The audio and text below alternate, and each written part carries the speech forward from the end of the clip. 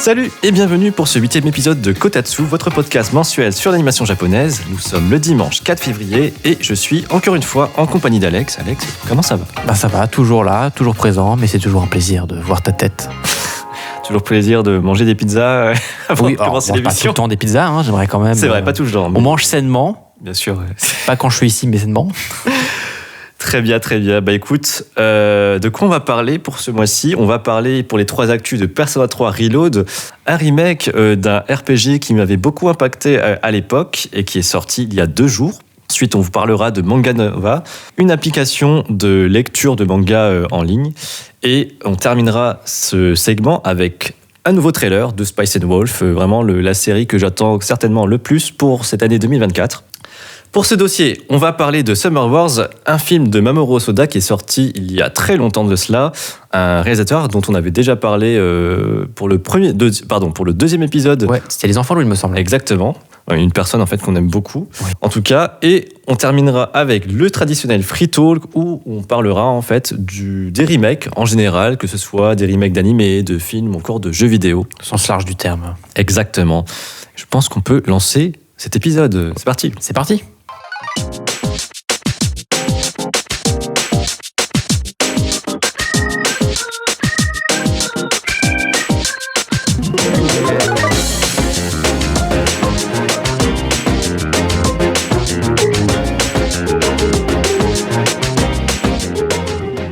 Le 2 février est sorti Persona 3 Reload, traduit en français, incroyable. C'est un remake d'un RPG japonais au tour par tour, développé par Atlus, qui était sorti il y a très longtemps, en 2007, si je ne dis pas de bêtises. Et il faut savoir, Alex, que c'est la 5e édition de ce jeu. Il y a eu donc Persona 3 tout court, qui est sorti en 2007. Persona 3 FES pour Festival, qui ajoutait un arc supplémentaire faisant office d'épilogue de 30 heures. Okay. Ensuite, Persona 3 Portable, où là, tu pouvais incarner une héroïne. Et on a eu ensuite droit à un portage de cette version PSP sur PS4, une espèce de remaster. Et là, ce qui était différent, c'est qu'on avait enfin une traduction française. Et le jeu qui nous intéresse aujourd'hui, c'est Persona 3 Reload, un remake du coup du premier jeu, qui est maintenant développé sous l'Unreal Engine 4, un moteur de jeux vidéo assez connu aujourd'hui. Et voilà, c'est un RPG qui m'avait vraiment impacté à l'époque. C'est cet épisode qui a créé cette nouvelle formule de Persona. Le fait d'avoir un agenda, le fait d'avoir une vie lycéenne de jour, le fait d'avoir une vie un peu nocturne de nuit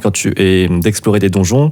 Ils ont apporté les social links, ils ont vraiment apporté toute cette nouveauté qui se retrouve dans les jeux suivants, Persona 4, Persona 5. J'ai l'impression que les Persona, ils aiment bien faire plusieurs versions de leur même jeu. Parce que alors, j'ai joué qu'à Persona 5, ouais. Pas au 3 ni au 4. Mais déjà, le 5, ils avaient fait plein de versions différentes.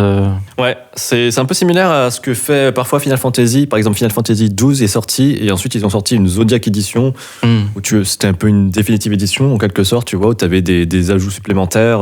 Et Persona 3 FES, bah là c'était clairement différent parce que du coup c'était vraiment un arc supplémentaire qui faisait office de vraie fin. Là, alors le jeu se suffisait à lui-même, mais là c'était vraiment la continuité de la fin avec un autre personnage, du coup j'en dirai pas plus. Okay. Et effectivement ils ont fait ça pour Persona 4, ils ont fait Persona 4 Golden qui aussi encore une fois ajoute un nouveau personnage, un arc supplémentaire.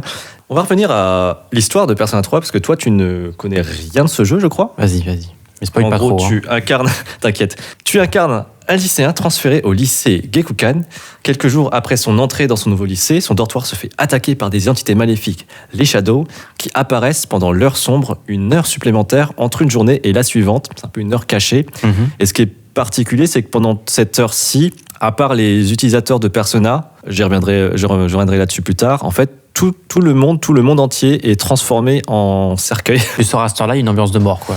Voilà, c'est compliqué. Et du coup, pour affronter ces monstres, ces shadows, en fait, notre héros va réveiller sa persona. Qu'est-ce que c'est ? En fait, une persona, c'est une facette de notre personnalité qui émerge en réaction à un stimulus externe. Tu peux voir ça, en fait, comme un masque qui te protège pendant des épreuves difficiles, tout simplement. C'est une espèce d'alter ego un peu éthéré qui va se battre pour toi. Et la petite subtilité de cet opus, c'est que pour invoquer ces personas, les protagonistes doivent se tirer une balle dans la tête en utilisant un évoqueur, donc un pistolet.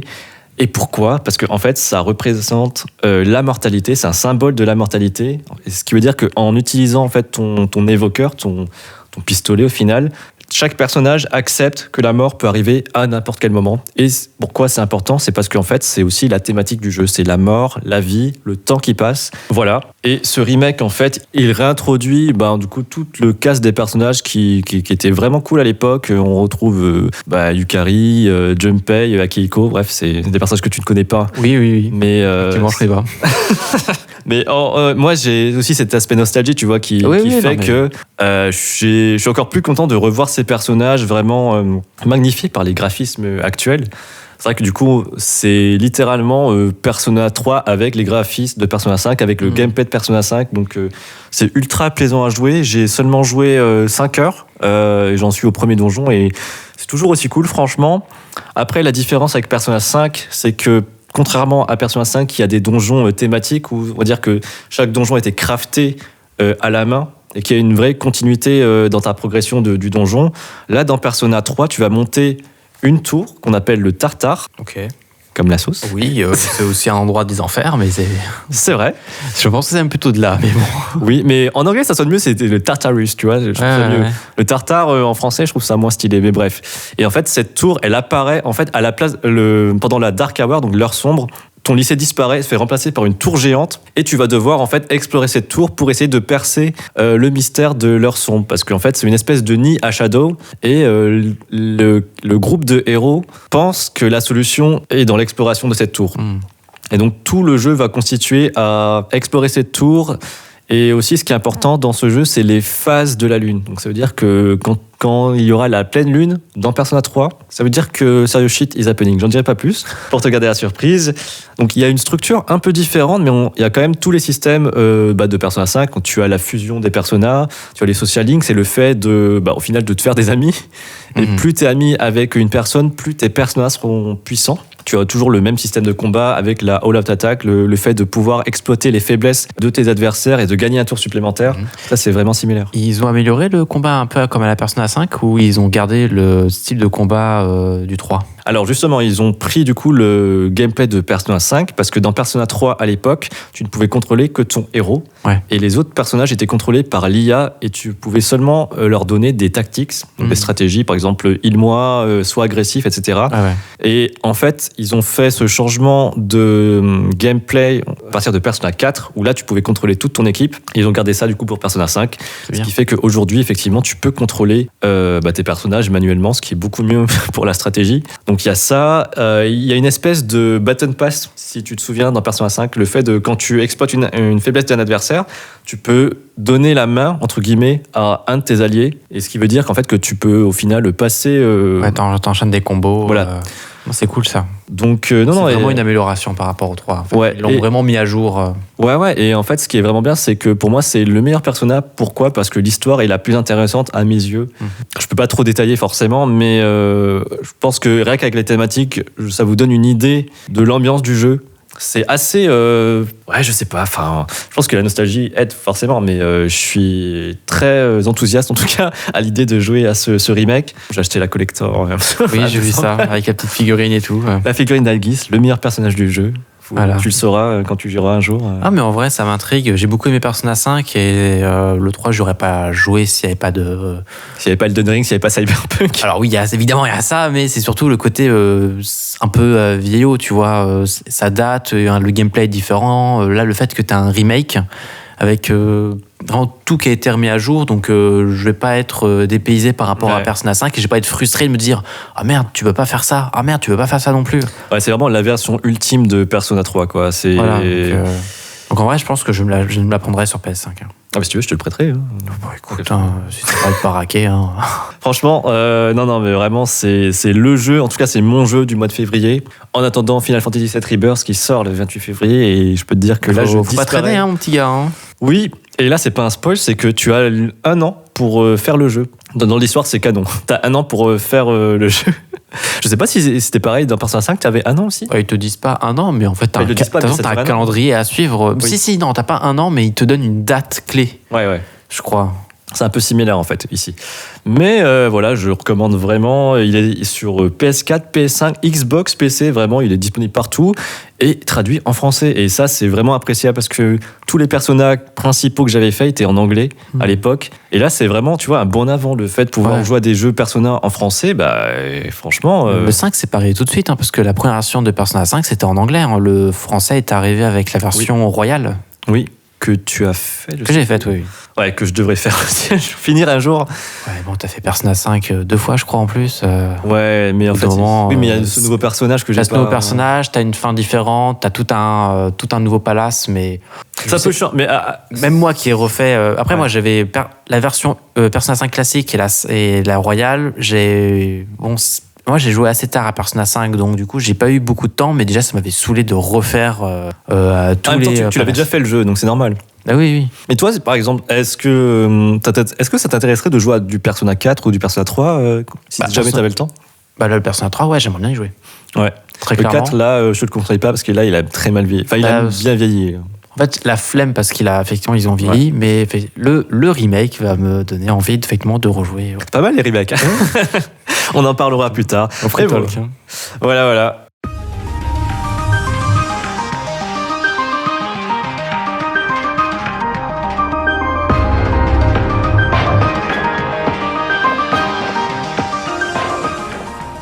Le 4 février, donc aujourd'hui, sort une nouvelle plateforme de lecture de manga en ligne qui va s'appeler Manga Nova, qui est portée par la maison de Kiun. Donc Kiun, c'est ceux qui ont fait My Hero Academia, Frieren, Jujutsu.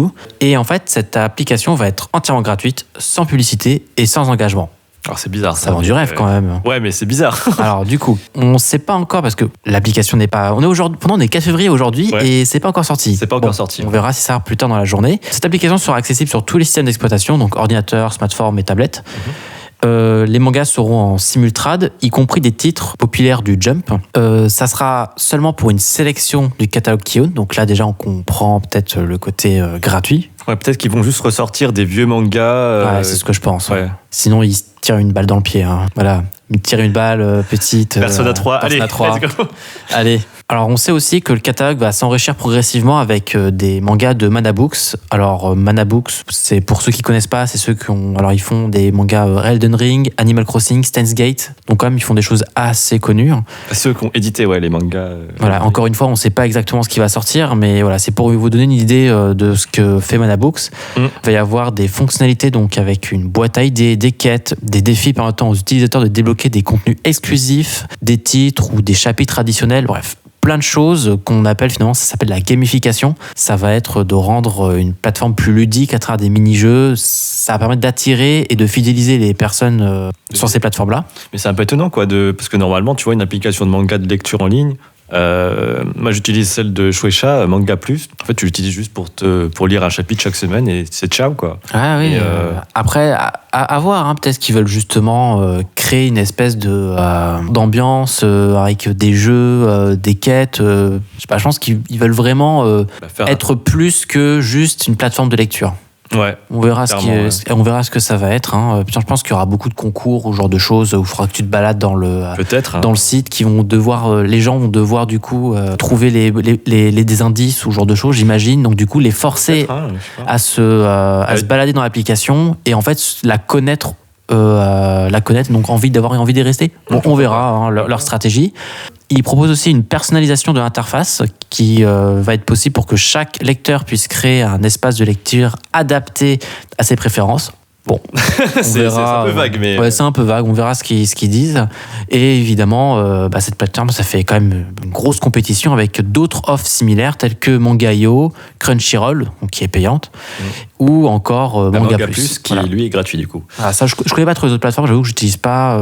Je les utilise pas. Ça va être une de mes questions, tu vois. Est-ce que tu utilises vraiment aucune application lecture de manga? Non, il y a très longtemps, j'utilisais. Alors, c'était pas des mangas, mais c'était les mangas coréens. Webtoon Live. Webtoon, c'était Webtoon. J'utilise Webtoon il y a très longtemps. Moi aussi. Et mais à part ça, tu sais quoi, j'avais découvert pas mal d'œuvres dont. Ah, si vous connaissez pas, j'en profite.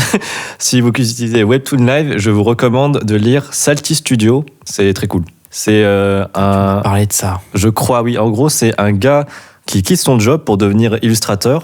Il va retrouver une amie de lycée. Ils vont tous les deux utiliser son appartement comme un studio pour dessiner. Et sa pote, elle doit l'aider à dessiner. Et voilà, c'est une œuvre très marrante, très rigolote et qui parle de sujets actuels, tu vois.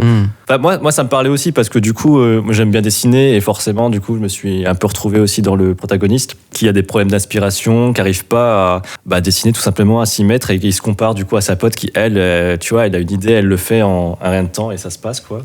Mais voilà, c'était la parenthèse pour Salty Studio. Et moi, perso, j'utilise Manga Plus pour lire Chainsaw Man chaque semaine.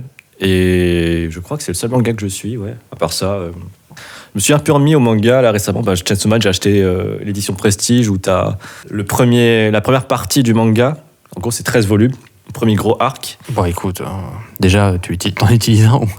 On verra ce que fait Kyun, du coup. On verra aussi leur catalogue. Je pense que ça va être ça qui va être déterminant, en vrai. Déterminant.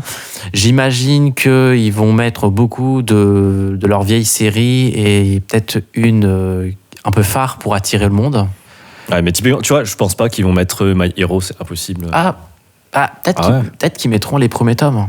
Ah oui, comme ça, t'as envie de connaître la suite, donc potentiellement tu vas acheter les livres. Et... Ouais, tu pourrais très bien, par exemple, te dire, je sais pas combien il y a de tomes aujourd'hui en France, mais il pourrait très bien se dire, à partir de maintenant, en fait, à chaque nouveau tome Mario Academia, on sort un nouveau tome, les anciens tomes.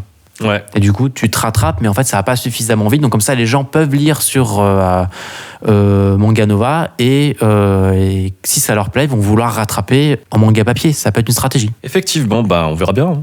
On verra.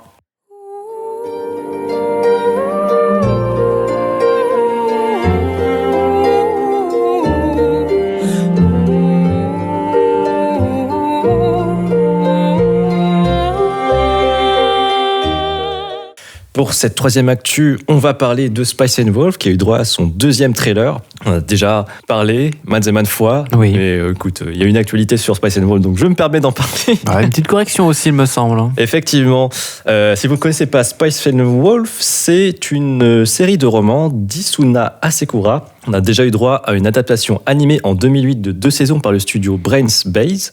Et pour ce nouvel animé, on trouvera à la production de l'animation le studio Passionné, je sais pas comment le prononcer, je sais pas en vrai. avec au poste de réalisateur en chef la même personne qui s'est occupée de l'adaptation animée de 2008, Takeo Takahashi. À la réalisation, on a Ijiri Senpei et aux musiques, Kevin Pekin, le compositeur de Tower of God, Rising Shield, Made in Abyss. Il commence à vraiment avoir une certaine renommée, ce compositeur. Des gros titres. Hein. Ouais, de ouf. Hein. Et on retrouvera les mêmes comédiens de doublage 16 ans plus tard avec Koshimizu Ami en tant que Holo et Fukuyama Jun en tant que Lawrence. C'est une personne que tu connais, Alex, puisque c'est l'interprète de Joker dans Persona 5.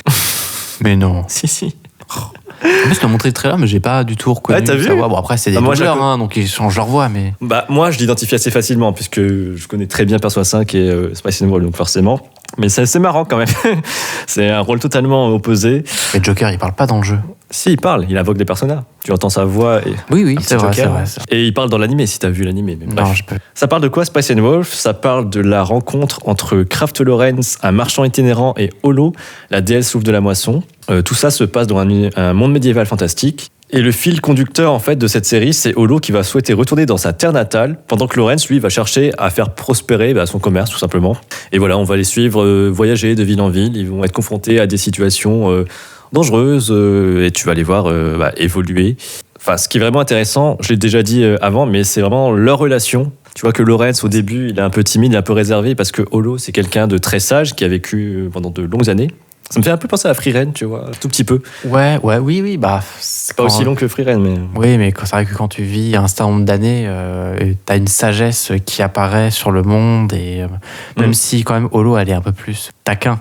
Oui, mais c'est ça qui est vraiment cool aussi dans cette série, c'est qu'ils s'envoient des perches et vraiment les échanges entre ces deux personnages font que c'est trop bien. Et en fait, ça, c'est que le cœur de l'animé, c'est la relation entre ces deux personnages. Sur un fond de commerce. Sur un fond de commerce qui va faire, en fait, qui va remplir le but, leur relation, tout. Et petit erratum, effectivement, dans l'épisode précédent, je vous disais que c'était la continuité de la série. Eh bien non, c'est un remake de l'adaptation animée. Et c'est normal, en fait, si vous avez regardé le trailer, vous aurez remarqué qu'il y a des scènes similaires à l'animé de 2008. C'est normal, c'est un remake, tout simplement. Petite aussi précision, c'est que à l'époque, l'animé s'était permis des libertés. Il avait inventé un personnage, je sais pas si tu t'en souviens, mais Chloé, typiquement, c'était, en gros, c'est une amie de Lawrence dans le premier épisode. Qu'ils ont introduit juste pour créer une espèce de tension entre Holo et Chloé et Lawrence plus tard dans les épisodes prochains. Et là, de ce que j'ai compris, ils vont essayer de rester très fidèles au roman. Ça se voit aussi dans le character design. Franchement, si tu vois la Holo d'aujourd'hui, de 2024 et la Holo de 2008, il y a quand même une certaine différence entre les illustrations qu'il y a dans le light novel et l'animé, l'adaptation animée de 2008. Donc je pense que c'est plutôt appréciable et encore une fois, pour moi, les remakes, c'est une très bonne opportunité de revisiter et même d'introduire en fait cet univers à des personnes qui n'ont pas regardé cet animé à l'époque, quoi. Oui, non, mais totalement. Après, toujours à utiliser avec parcimonie. Oui, mais je suis certain que tout le monde attendait cette série. Enfin, vraiment, je sais qu'il y a quand même eu un grand impact en fait de cette œuvre au Japon, en tout cas pour les light novels. Et pour l'animé, je sais qu'il y a beaucoup de personnes qui attendaient une saison 3. Bon, on n'aura pas une saison 3, mais là, on a un remake. J'espérais que ça continue. Ouais, non, totalement.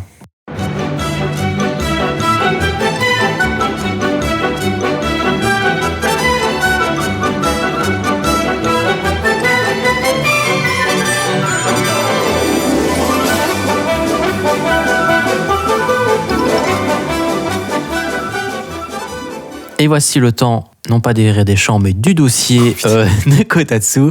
Comme on disait à l'introduction, on va parler de Summer Wars. Alors, on va pas refaire un résumé du réalisateur, donc Mamoru Hosoda, parce qu'on l'a déjà fait à l'épisode 2 de Kotatsu sur les enfants loups. Donc, on vous invite à vous y référer et à connaître ce personnage fabuleux. Donc, j'ai compris qu'il y avait pas mal d'anecdotes à parler autour du film, mais avant cela, on va rapidement faire un résumé du film, donc en fait, qui va être une espèce de partie no spoil. Effectivement, on commence par la partie no spoil, exceptionnellement. Voilà. Donc le film va se concentrer sur Oz, qui est un univers virtuel où évoluent les gens du monde entier.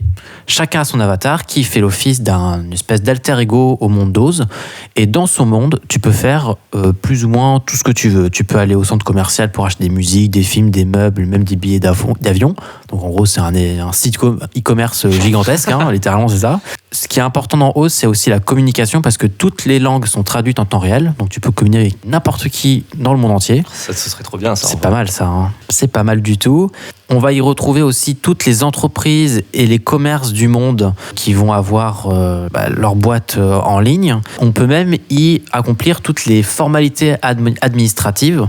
Donc c'est un site e-commerce, on retrouve les entreprises, c'est les trucs du gouvernement. Donc littéralement, le monde tourne autour de ça. Voilà.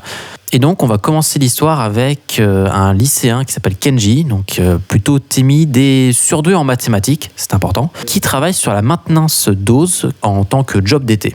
Il va accepter un autre job pour l'été, qui va être d'accompagner Natsuki, sa senpai, à Nagano, où il va apprendre sur place qu'il va devoir jouer le rôle de son futur fiancé et faire bonne figure auprès de sa grand-mère. Sacrée surprise, on sent qu'il y a eu la fiche de poste entre-temps quand même. Et le soir même, il va recevoir un texto rempli de chiffres qu'il va décrypter en une nuit. Et le lendemain, il se rendra compte qu'il est accusé d'avoir piraté Oz. Tintin. Voilà. Et voilà. Vincent, à toi, qu'est-ce que tu as de croustillant ? J'ai regardé quelques interviews du réalisateur. Typiquement, le film, c'est en fait une inspiration du vécu de Mamoru Hosoda. Après avoir réalisé La Traversée du Temps, qui est son tout premier film. Non, je crois que j'ai dit de la merde, il a fait Digimon avant, mais bref. Oui, mais c'est son premier gros... Ouais, enfin, c'était un gros succès, La Traversée du Temps. Et en fait, après avoir fini ce film, il s'est marié et il a dû aller voir sa belle famille.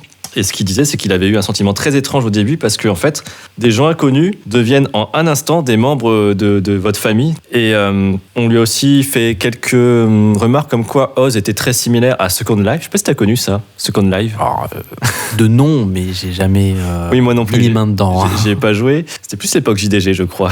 Bref. Et en fait, il s'est plus inspiré de Mixi, qui était l'équivalent du Facebook japonais, et de Twitter. Et son idée, en fait, de film, c'était de créer un film mélangeant une histoire moderne et traditionnelle, avec en thème principal les liens familiaux. C'est un thème universel, en fait, qui traverse vraiment les frontières de culture et de langue, au final. Il n'a pas eu un gros budget pour ce film. Au scénario, il a pu travailler avec Satoku Okudera, au character design Yoshiyuki Sadamoto, Et en termes de DA, de directeur artistique, il a pu travailler avec Yuji Takeshige, qui était le directeur artistique sur Chihiro et le château ambulant. Ah oui, rien que ça. Ouais, donc il était vraiment honoré en fait de l'avoir dans sa team. Ah, tu m'étonnes. Et pourquoi il a pu le démarcher, je pense, c'est parce qu'en fait, Hosoda, il a travaillé sur une version abandonnée justement du château ambulant. En fait, il s'est fait un peu dégagé du projet. Il avait des différents créatifs, c'est comme ça qu'on dit, avec le projet, donc il est parti. Et heureusement, parce que sinon, on n'aurait pas eu Summer Wars et tous les autres films qu'il a fait après.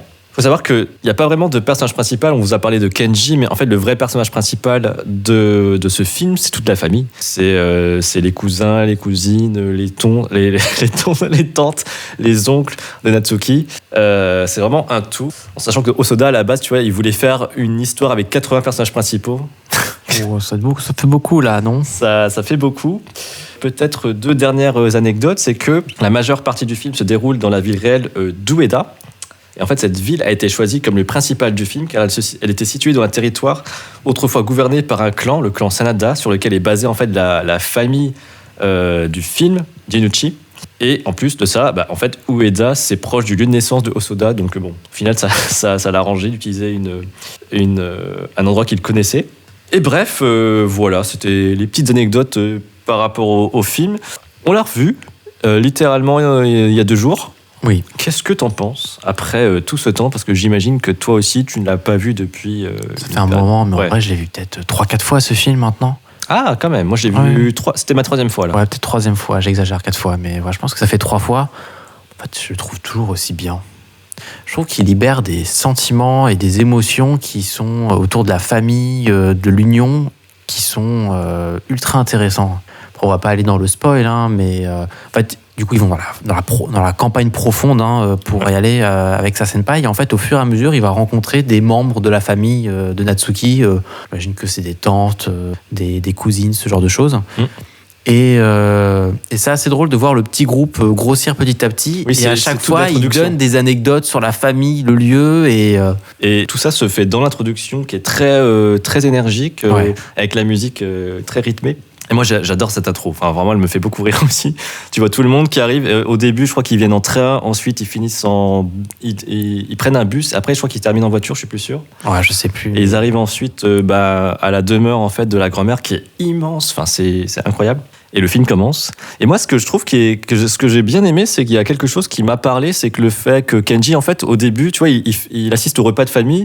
Donc on présente toute la famille. Et c'est très drôle, tu vois, quand Natsuki lui présente toute sa famille, tu comprends rien, tu piges que là, tu retiens rien parce qu'il y a 10 000 noms. Mais oui, non, oui. Et en plus, à la fin du repas, du coup, tu vois une scène où Kenji, il est un peu séparé de tout ce monde-là. Et en fait, il se dit, mais qu'est-ce que je fais là, quoi ? Pourquoi je suis là ? Parce qu'au final, c'est vrai, c'est que t'arrives, tu connais personne. En plus, on t'a présenté comme le fiancé. Oui, ce qui est pas vrai. Faux, hein. Et lui qui est nature timide, tu vois, c'est pas trop son truc, la famille, tout ça. Donc, ça a assez bien retranscrit ce côté de décalage entre le fait que t'arrives, t'es un peu paumé parce que tu connais personne. Et moi, perso, ça me l'a déjà fait dans un mariage. Ça t'est déjà arrivé ou pas ? Ouais, ça m'est pas dans un mariage, mais ce genre de sentiment, ouais, ça m'est déjà arrivé où d'un coup, tu te retrouves avec plein de gens que tu connais pas dans un esprit très familial. Et en fait, c'est agréable de voir que t'as des liens entre ces personnes, ils se connaissent, ils ont tous leurs propres relations. Et toi, t'es au milieu, t'observes, et je trouve ça fascinant. Ouais. Tu vois, moi, au dernier mariage que j'ai fait, c'était, je me suis vraiment dit, mais qu'est-ce que je fais là ? Je connais personne. Moi, je connaissais une collègue. Et après, en fait, au fur et à mesure, c'était un peu comme, comme Summer Wars. J'ai parlé à des gens en random, et c'est, au final, franchement, super intéressant. J'ai rencontré plein de gens. C'est fatigant, honnêtement, mais c'est ultra enrichissant en fait de parler à des gens. Il y a un mec qui m'expliquait que lui, son job, c'était de fabriquer des piscines. Putain, ah ouais, d'accord. Moi, je fais du design et lui, le mec, il fait des piscines. Enfin, il fait des designs de piscines. Non, il construit ta piscine privée, quoi. Ok. Et vraiment, rencontre random. J'avais rencontré plein de gens. Et bon, j'oublie tous leurs noms, évidemment, ça fait un moment. Mais ouais, non, je sais pas. Ça m'a rappelé ce moment de ma vie. Toi, est-ce que ça t'a évoqué, je sais pas, des réminiscences d'un événement un peu similaire à ça ? Ah, puis non, peut-être pas. Je trouve que c'est presque exagéré, Summer Wars, quand même, avec toute la famille. Je veux dire, c'est rare quand tu vas découvrir. T'es invité pour la première fois dans un repas familial où t'as littéralement 30 personnes. C'est rare, mais Je pense que j'ai eu un petit peu ça quand je suis allé au Noël de ma copine. Je crois que j'avais vu rapidement une ou deux tantes 5 minutes, tu vois. Ouais. Mais le fait d'atterrir à Noël, t'avais des cousins, des cousines, plein de gens que je connaissais pas. Ça m'a fait un petit peu ça. Je vais pas dire qu'est-ce que je fous ici, parce que c'est pas vrai, tu vois. Je sais pourquoi je suis là. Mais Quand même. t'as des liens qui sont là. T'as une espèce d'ambiance une nouvelle ambiance que tu connais pas, qui est propre à chaque famille.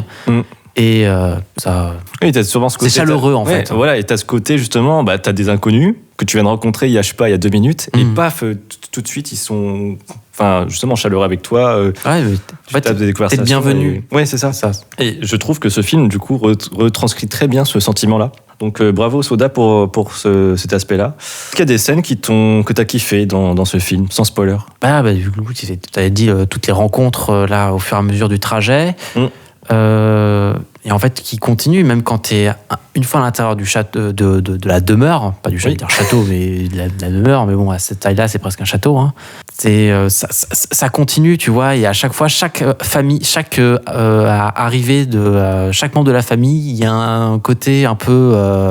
Paf, me voilà, genre il y en a un qui arrive sur une moto avec l'autre, il lui balance le casque, je sais pas, je trouve ça trop cool, tu vois. Ouais. Hop, elle va s'asseoir avec, j'imagine que c'est ses sœurs ou je sais pas qui pour regarder le match de baseball parce que t'as un de leurs fils qui joue au baseball dans un grand match. Le gars, qui est un gars qui est poissonnier, il ramène des caisses de poissons, il ouvre une par une, c'est que du calamar.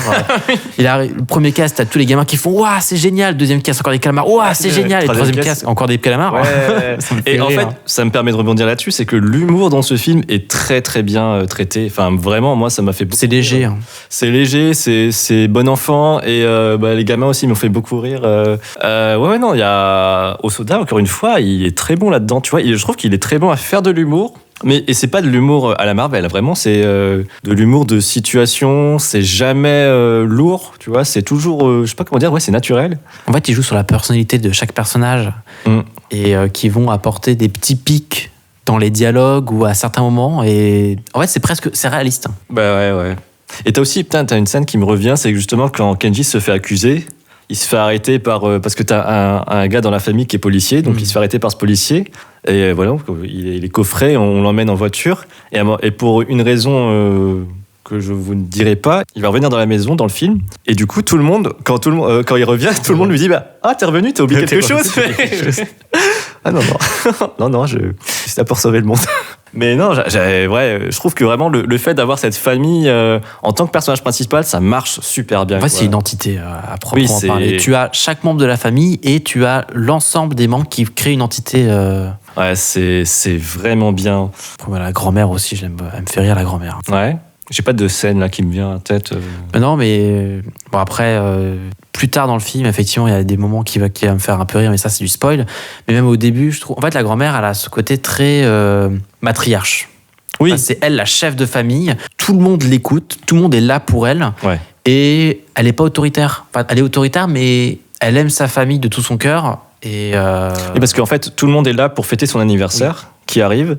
Et en fait, même dans le film, tu as un des hommes qui dit que toute la famille est très matriarche. Donc c'est les femmes dans la famille qui ont, on va dire, le pouvoir, sans connotation négative, hein, calmons-nous. Mais c'est plutôt elles qui décident, je sais pas, qui prennent les grandes décisions. En même temps, c'est la grand-mère qui est chef de famille. Bah oui, c'est sa fille qui s'occupe de sa grand-mère et de sa mère. T'as la fille de la grand-mère donc qui s'occupe de sa mère. Ma phrase est bizarre, mais elle est logique. Qui derrière, en fait, c'est elle aussi qui gère toute la famille et qui va gérer toute la soirée. Voilà que je sais pas quoi dire d'autre. Il n'y a pas grand-chose à dire de plus. La présentation de Oz au début, c'est assez impressionnant. Oui, c'est vrai que là, en fait, on s'est attardé sur la famille, mais effectivement, il y a tout ce délire autour de Oz qui, au final, est le précurseur de ce qu'a voulu être le métaverse, en fait. C'est littéralement un monde virtuel où tu as des sociétés, où tu peux faire tes achats et compagnie. Moi, le métaverse, quand ça a été annoncé dans notre monde, hein, j'y ai pas cru l'espace d'un instant, vraiment. Typiquement, tu as La Poste. Je crois que c'était La Poste qui avait fait des campagnes de recrutement où les candidats devaient se connecter à un espace virtuel, donc sur un site web, tu vois. Tu voyais les autres candidats en avatar. Et voilà, tu faisais l'entretien comme ça, mais what the fuck, quoi. Ouais, mais c'est pour avoir l'impression d'être jeune et. Non, mais tu sais que même aujourd'hui, j'ai des anciens collègues qui utilisent des. Tu vois, pour faire les daily. Donc, les daily, si vous ne savez pas ce que c'est, ce terme, c'est des réunions quotidiennes avant chaque début de journée pour dire, en fait, qu'est-ce qu'on a fait la journée d'avant et qu'est-ce qu'on va faire aujourd'hui. Ouais. Pour mettre un peu tout le monde au même niveau d'information. Et du coup, j'ai une ancienne collègue qui utilise une plateforme, donc c'est un site où en fait tout le monde se connecte dessus, chacun a son petit avatar en pixel art et tout le monde fait le daily là-dessus, quoi. Alors que nous on le fait simplement en visio où tu peux voir la tête de chacun. Et je trouve ça, enfin, je sais pas, je trouve ça, c'est rigolo, mais en fait, pour moi, rien ne remplace une vraie réunion. Tu vois la personne te parler en tête à tête, quoi, enfin, en face à face. Tu la vois, je sais pas, je trouve ça pas naturel de passer par l'intermédiaire d'un avatar en pixel, enfin, je sais pas. Peut-être que ça donne un peu plus de légèreté, c'est pas le bon terme, mais peut-être c'est un peu moins sérieux. Mais en même temps, c'est important aussi de voir le visage de ses collègues, les expressions, tout ça. Bah oui, mais je sais pas. T'as jamais fait, toi, de daily quand t'es en télétravail? Comment tu fais? Vas-y, moi j'en fais tout le temps de la visio. Ouais, donc t'as tout le temps de la visio. Ouais. Je trouverais ça bizarre, quoi, de juste, enfin, je sais pas, faire une réunion sans voir le vrai visage de la personne à qui tu parles. Le monde OZ ici, c'est beaucoup plus large, tu vois, c'est pas juste créer des réunions, c'est... Oui, tu peux vraiment tout faire, par exemple, je sais pas, s'il y a un problème, typiquement, si on prend pour exemple la SNCF, s'il y a un problème si on était dans le monde d'Oz, si jamais il y avait des problèmes ferroviaires ou qu'il y a un accident, en fait, l'accident pourrait être résolu dans Oz en termes d'orgas. Enfin, peut-être si c'est un bon exemple. Non, mais c'est en quelque sorte aussi, tout est gérable sur Oz. En fait, Oz, c'est un petit peu le monde parallèle virtuel. Où vraiment tout se fait, quoi. Ah, tout se fait. Et après, on va peut-être finir là-dessus, c'est que justement, ça parle du coup d'Internet, ça parle de réseau social. On est, je le rappelle, très tôt, hein, on est en 2008, 2009, et en sachant qu'il n'y avait pas YouTube. Hein, enfin, si, YouTube est arrivé en 2007, mais il n'y avait pas l'émergence de TikTok, ça n'existait pas encore, Instagram et compagnie. Ouais.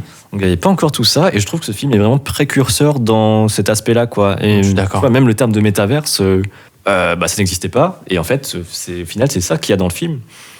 Et ce qui est bien, c'est aussi comment c'est traité. C'est que forcément, il va y avoir une menace, un danger qui va être lié en fait à Oz.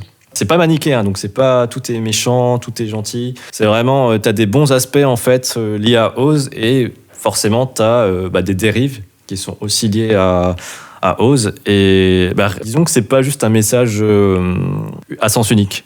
Oui, non, mais je vois ce que tu veux dire. C'est juste un monde virtuel qui, j'ai l'impression comme que les gens en sont assez dépendants. Ouais. Mais c'est ni représenté. En fait, c'est représenté plutôt comme quelque chose de bon, mais. En fait, c'est comme toute technologie. Tu vois, c'est comme l'IA et compagnie. C'est au final, la technologie en soi n'est pas mauvaise. C'est l'utilisation que vont en faire les gens qui va justement être bon ou mauvais. Après, l'utilisation telle qu'ils le présentent est bonne. C'est juste qu'au bout d'un moment, il y a une catastrophe qu'ils ont mal gérée. Et on en parlera plus de cette catastrophe dans la partie spoiler. Waouh!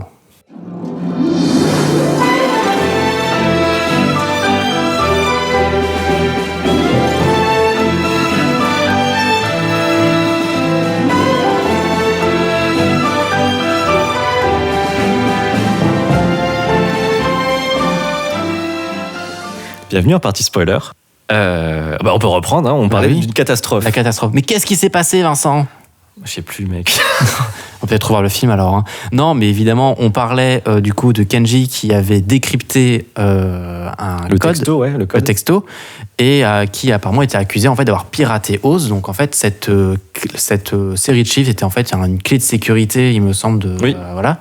Et en la décryptant, en fait, a libéré un virus informatique. Une IA qui s'appelle Love Machine.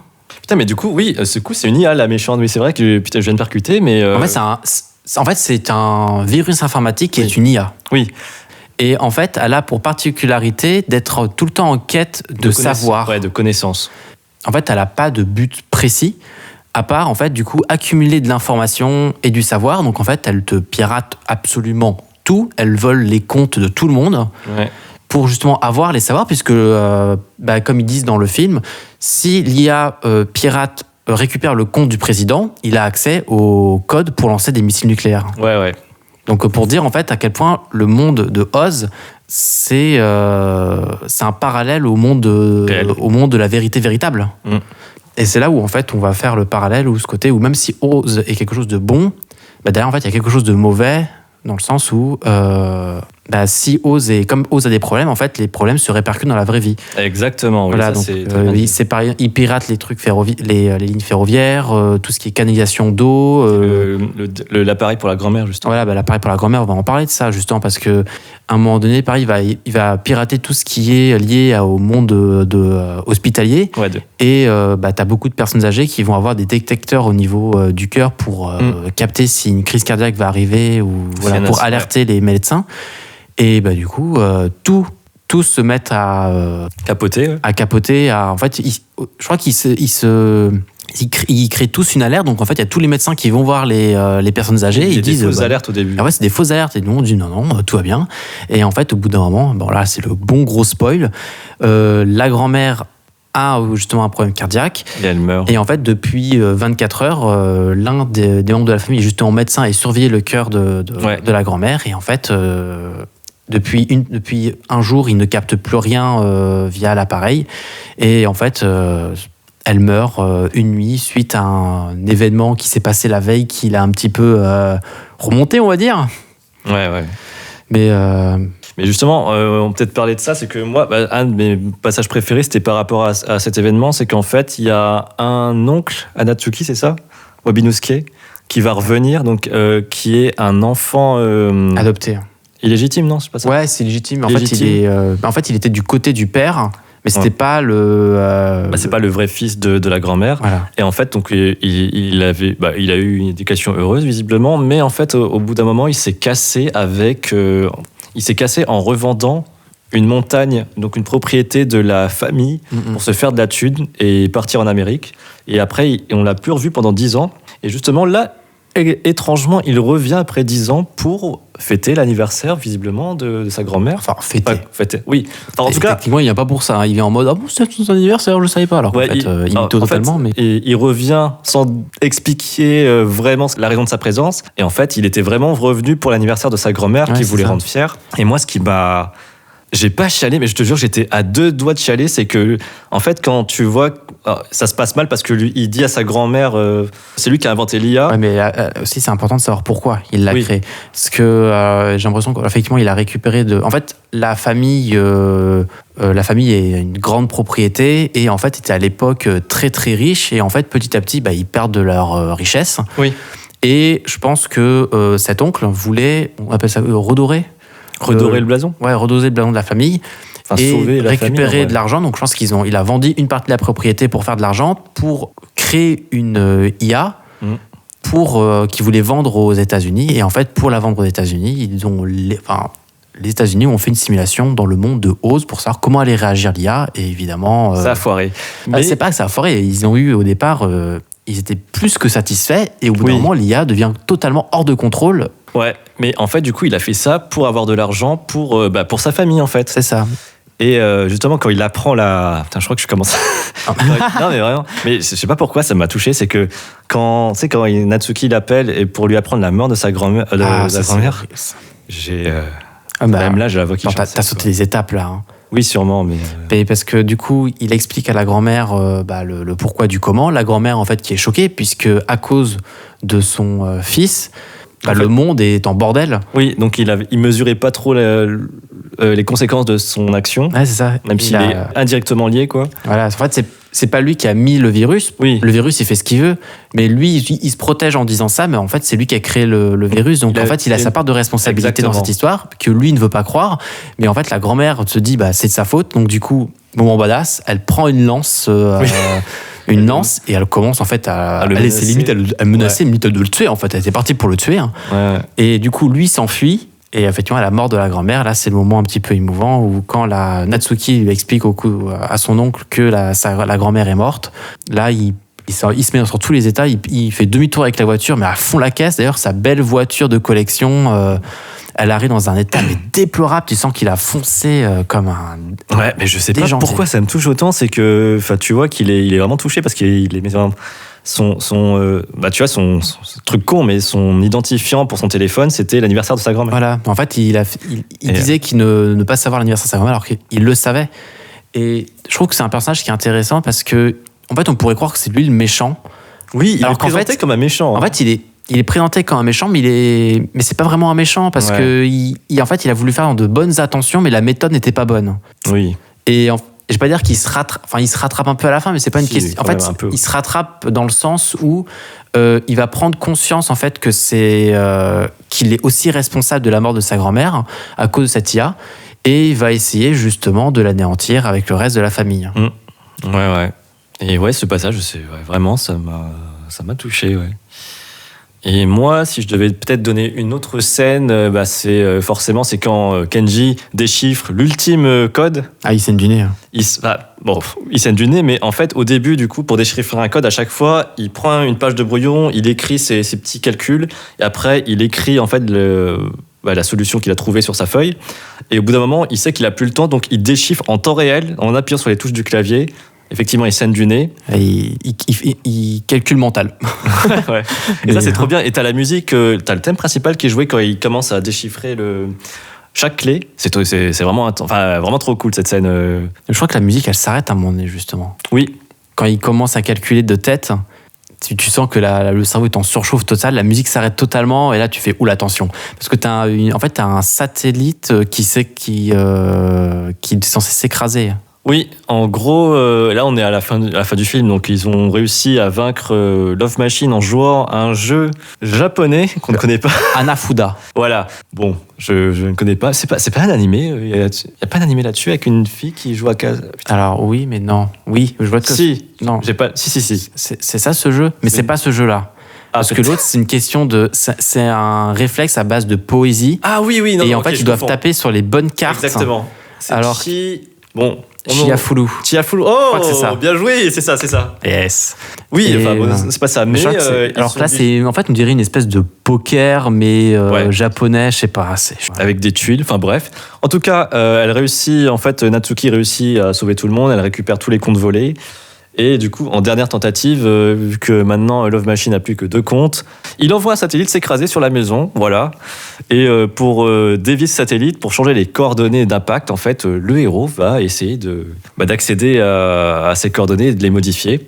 Et voilà, il y arrive vraiment au dernier moment. Mais d'ailleurs, c'est trop marrant parce que du coup, ils comprennent ils comprennent la menace avec le Shiba, tu sais, le chien qui aboie. Oui, c'est assez drôle ce passage-là. En fait, sur l'écran de l'ordinateur, ils voient une vue zénitale, une vue aérienne du chien qui aboie. Après, il tourne la tête et il voit le chien qui aboie à côté. C'est trop drôle. C'est génial. T'as la vue satellite en fait qui zoome petit à petit. Et au bout d'un moment, tu te dis mais c'est pas le terrain de la maison. Et d'un coup, tu vois le chien qui d'en haut en train d'aboyer. On le voit regarder au ciel. Et après, toute la famille regarde à leur droite. Ils voient le chien aboyer. Ils se disent là, il y a un problème. L'humour, c'est exceptionnel. Moi, j'adore. Il est trop fort, ce gars. Non, vraiment, c'est. Ah ouais, c'était génial. Est-ce que tu as peut-être une autre scène qui t'a fait rire Là, comme ça, il n'y a rien qui me vient en tête. Peut-être j'aurais bien voulu aussi un peu parler du gamin qui contrôle un avatar de lapin, tu sais, qui est fort. King Kazama. King Kazama, qui est un petit peu. En fait, c'est le meilleur combattant de Oz, parce que tu peux aussi faire on avait dit qu'on pouvait faire du sport, je sais plus. Ouais, en fait, il y a un mode battle dans Oz, tout simplement. Et il y a pas un leader, non, un champion qui reste invaincu. C'est effectivement King Kazama, qui est représenté par l'avatar d'un lapin avec des gants de boxe, quoi. Et cet avatar, il est contrôlé par le cousin de Natsuki, je crois que c'est son cousin. Je sais pas. Il ne sait pas trop expliquer les liens familiaux non plus. C'est pas très important. Si, mais c'est très rapide en fait, donc j'ai pas retenu. Mais ce gars, il est très à fond dans Oz. En fait, il voit ça comme, il voit les combats dans Oz comme une forme de sport. Moi, je trouvais ça beau. Ouais, mais en fait, pour lui, c'est pas du divertissement. Oui, c'est exactement. C'est la compétition. C'est la compétition. C'est noble. Et aussi, on apprend que ce gamin, en fait, au début, à l'école, il se faisait bully. Et qui, justement, grâce à son... En fait, il dit que par rapport... quand Oz est arrivé, il a pu contacter son oncle. Oui, c'est ça.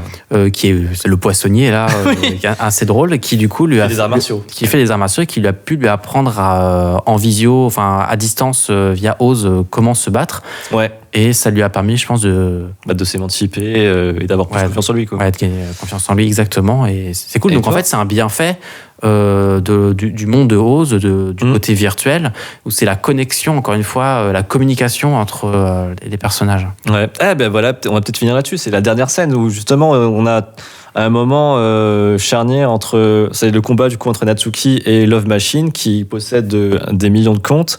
Pour jouer en fait à ce jeu, tu dois faire une mise. Tu dois miser des comptes que tu as, mais du coup si t'as plus de comptes, tu peux plus jouer au jeu.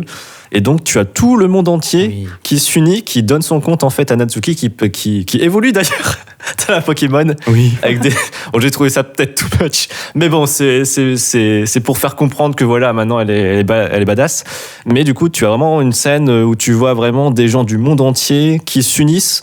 Un peu, tu vois, c'est un peu similaire aussi à tout ce qui est événement caritatif sur Twitch. Oui. Non, mais le Z-Event, tout le monde s'unit pendant 3 jours, vraiment pour faire des dons et pour soutenir des causes humanitaires assez nobles. Ils s'allient pour essayer de vaincre ce virus en leur prêtant leur compte. Et c'est cool. Bon, après, je trouve ça un petit peu exagéré parce que le Hanafuda, on dirait que tout le monde sait jouer alors qu'en fait. Oui, c'est vrai. Mais moi, ça m'a vraiment fait penser à ça. Tu vois, ce côté, on se rassemble tous ensemble dans le monde entier. On se connaît, enfin, dans le monde entier. The Event, c'est que la France. Mais du coup, toute la France se rassemble pendant 3 jours. Et t'as. Ouais, je vois, c'est cette. T'as un aspect communautaire qui est très ouais, c'est cet aspect communautaire. Mais c'est touchant parce qu'en fait, c'est le cœur de Oz. Justement, la communication, les liens à travers le monde entier, parce que c'est pas juste des Japonais, c'est vraiment les mondes du monde entier qui sont. Et on peut peut-être, c'est peut-être ça le message du film, c'est que tu vois en fait tout ce qui est virtuel peut avoir aussi un impact sur la vie réelle, en bon ou en mal. Voilà. S'il y a un passage que j'aimerais bien parler aussi, c'est le moment où justement quand t'as Oz qui part en cacahuète totale, donc les communications, il y a plus rien qui marche. Là, t'as la grand-mère. Oui. Elle réagit et elle se dit le monde est en train de partir en cacahuète. Et là, en fait, la grand-mère, il faut savoir qu'elle a une grosse notoriété. Elle connaît elle a un réseau de contacts, un carnet d'adresses de ouf. Ouais, de ouf. Et pas, c'est pas les petits marchands. Je veux dire, elle connaît des politiciens. Vraiment, voilà. ouais. Et à un moment, elle voit que le monde commence à partir en cacahuète, que les gens ont du mal en fait à gérer la situation. Et là, elle va dans son bureau, elle ressort ses vieux carnets, toutes les cartes postales et tout. Et en fait, elle appelle personne par personne pour les encourager, leur dire « Toi, essaye de faire ça, dis à ton idiot de fils de se rendre utile. » Et enfin, utilise son ONG pour une bonne chose. Et c'est plein de trucs comme ça. Et en fait, grâce à ça, en fait, à travers ça, je trouve que Mamoru Hosoda, il explique que, certes, Oz, c'est plein de bonnes choses, c'est une évolution qui est formidable, mais qu'il ne faut pas non plus oublier les vieilles communications qui, en fait, ont aussi leur avantage. Et en fait, il y a une espèce de choc de culture avec, entre guillemets, les nouvelles générations qui sont très pro-Internet et les anciennes qui se communiquent beaucoup par téléphone et par carte postale et qui peuvent s'allier justement pour faire quelque chose de merveilleux. Et un autre point aussi que j'aime bien, c'est que souvent, ils auraient pu, dans le film, jouer sur le côté en mode « Ah oui, la grand-mère, elle comprend rien à Oz, elle est totalement hors du temps. » Et en fait, pas du tout. C'est pas du tout sous-entendu. On sent que la grand-mère, elle s'en fiche un peu de tout ça, tu vois, c'est pas son monde. Mais elle est pas traitée comme une boumeuse ou quelque chose comme ça, tu vois. Elle est ce qu'elle est, les autres sont ce qu'ils sont, et tout le monde est content l'un pour l'autre. Enfin, je sais pas comment expliquer ça, c'est mais traité avec respect. Il n'y a pas de négativité dans le choc des cultures. C'est ça, c'est traité avec respect et c'est super appréciable, quoi. Déjà en 2008, je confonds toujours, c'est 2008 ou 2009. Enfin, le fait de le traiter de cette façon, moi j'ai trouvé ça vraiment cool. Mais c'est très intelligent, je trouve. Exactement. Qui est fort, ce Mamoru Hosoda. Et tu sais quoi ? Il fait un film tous les 3 ans. Ce qui veut dire que son prochain film est censé sortir cette année. Ah, incroyable. Mais on a 0 info. Mais normalement, s'il respecte ce qu'il fait, enfin son rythme de prod habituel, on est censé voir son film sortir cette année, enfin son prochain film. Et d'ailleurs, je suis en train de penser, le film Belle, qu'il a sorti, je crois que c'est son dernier film. Oui. À un moment donné, qui est très similaire à Oz. Je pense qu'il y a beaucoup de clins d'œil à Oz, parce que c'est aussi côté réseau social. Et à la fin, je crois qu'aussi, tu as des espèces de baleines qui donnent un nouveau vêtement au personnage principal. Oui, c'est un hommage. Ouais, c'est un hommage à Summer Wars. Ouais. Non, d'ailleurs, moi, je vous le conseille aussi, Belle. Je crois qu'il était bien reçu. Il était bien reçu. J'avais peut-être un petit peu moins apprécié. Moi, j'ai bien aimé. C'est une réinterprétation moderne de La Belle et la Bête. Oui. Avec des chansons. C'est la première fois qu'il s'adonnait à ça. Et moi, en fait, il y a tellement de sujets qui sont parlés dans Belle on pourrait pas en parler dans ce podcast, mais Belle, c'est plus lié par rapport à l'identité virtuelle et l'identité réelle de chaque individu. Est-ce que ça apporte en fait? Ouais. Oui, c'est ça. Ce que ça apporte. Et tu vois, c'est pour ça que moi, ce que j'adore dans ces films, c'est que vraiment le message, il traite beaucoup d'internet, de communication. De famille. De famille, oui. Mais souvent, il y a toujours une vision réaliste et à la fois optimiste de ces technologies. Et c'est ça que je trouve assez appréciable dans ce qu'il fait, ce cher monsieur Hosoda. Voilà, je pense qu'on peut peut-être conclure ce segment, Alex. Oui, je pense qu'on a fait le tour. Ah, très bien. On va passer maintenant à un autre sujet, les remakes. Et c'est parti. Let's go.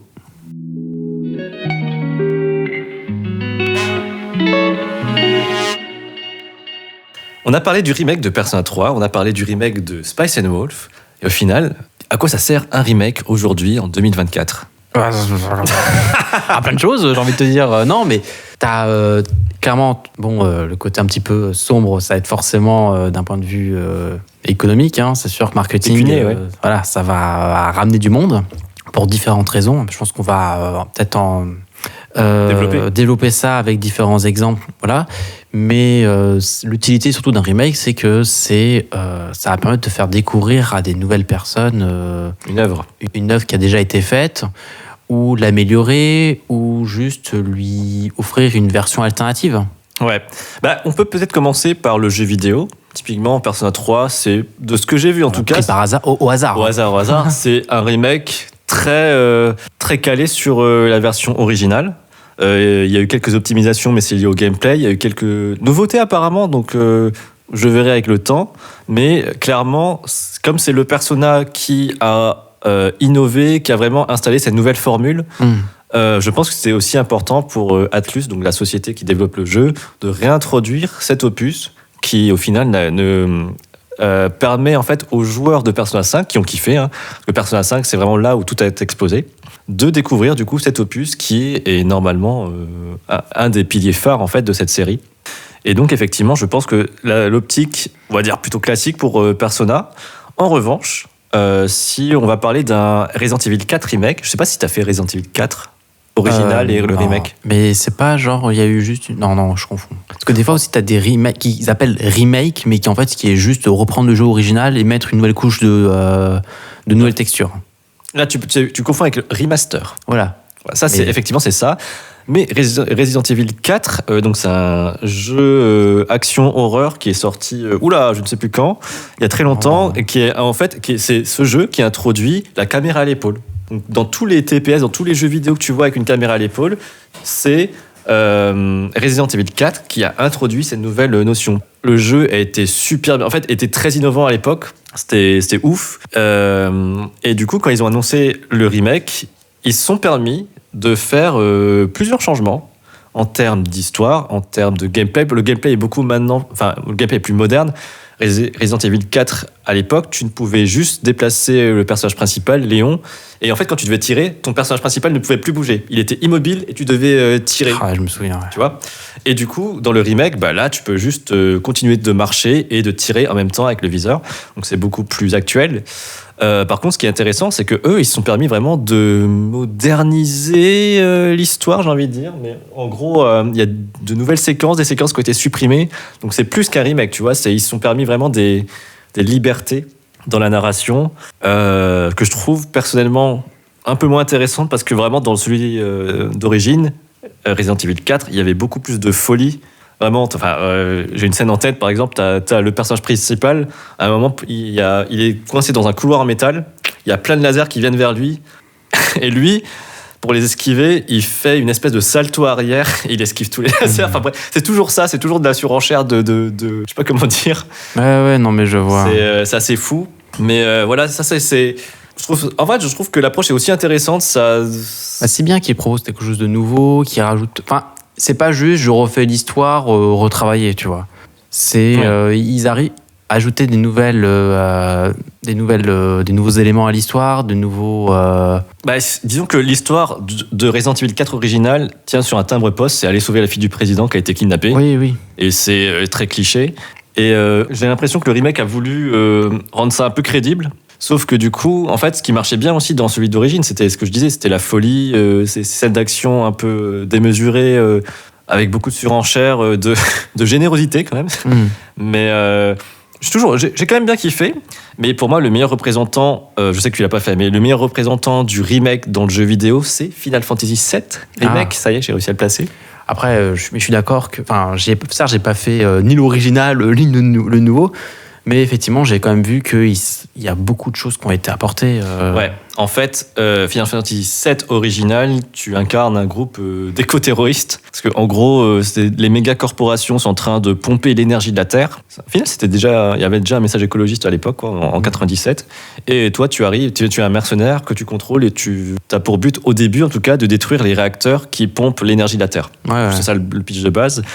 Et donc c'est un RPG au tour par tour traditionnel, hein, avec des graphismes qui ont très mal vieilli.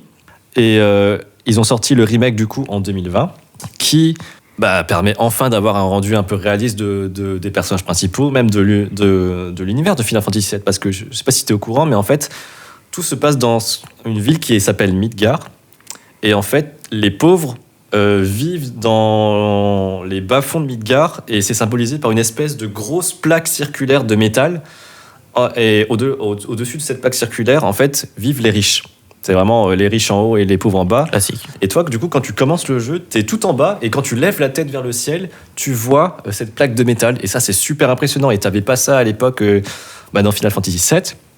Et pourquoi je dis que, pour moi, c'est l'œuvre qui réussit le plus, qui embrasse vraiment cette notion de remake, c'est qu'en plus de moderniser l'histoire et d'être fidèle, il se permet des libertés, mais des libertés qui te questionnent en fait sur la nature même de l'œuvre. C'est-à-dire que, un peu à l'instar d'Evangelion, en fait, Final Fantasy VII Remake, ce n'est pas un simple remake du jeu original, c'est la suite du jeu original.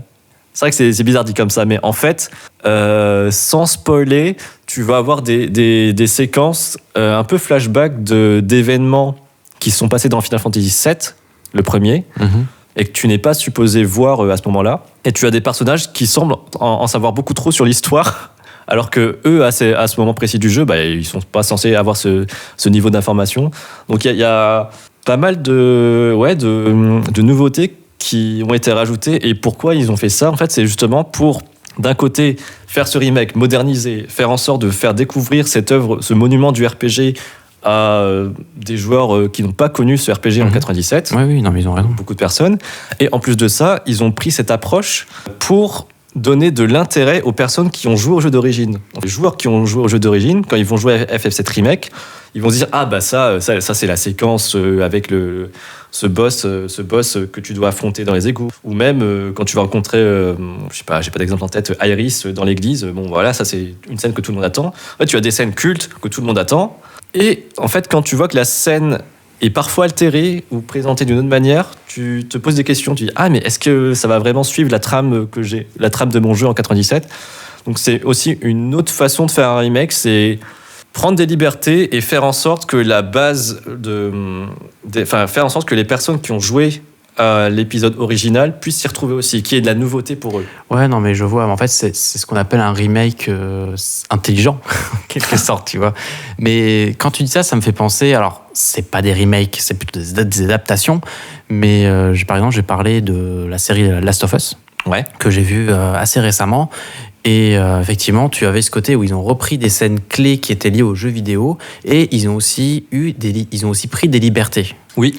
Et du coup, finalement, ça permet à ceux qui connaissent le jeu de faire je connais ça. Mais en même temps, de découvrir aussi cette série d'un autre point de vue. Et moi, je trouve ça cool. Moi, je pense à l'épisode 3. Je sais pas si tu te souviens avec Bill. Oui. C'est un personnage que tu rencontres dans le jeu d'origine qui est un peu anecdotique. En fait, tu dois l'aider pour qui te donne une voiture. Oui, je sais plus exactement, mais effectivement. Et en fait, ils ont développé tout ce personnage qui a une romance avec un autre personnage qu'ils rencontrent. Et en vrai, j'ai été étonné parce que le traitement il est très juste. L'épisode est génial. Ouais. Enfin bon, bref, on sort un petit peu des remakes, mais c'est vrai que ça me fait penser un petit peu à ça. Mais ouais, c'est pas évident de faire un remake intelligent. Moi, j'en ai un en tête, là, en parlant avec que j'ai repensé, c'est le Ratchet & Clank. Ouais.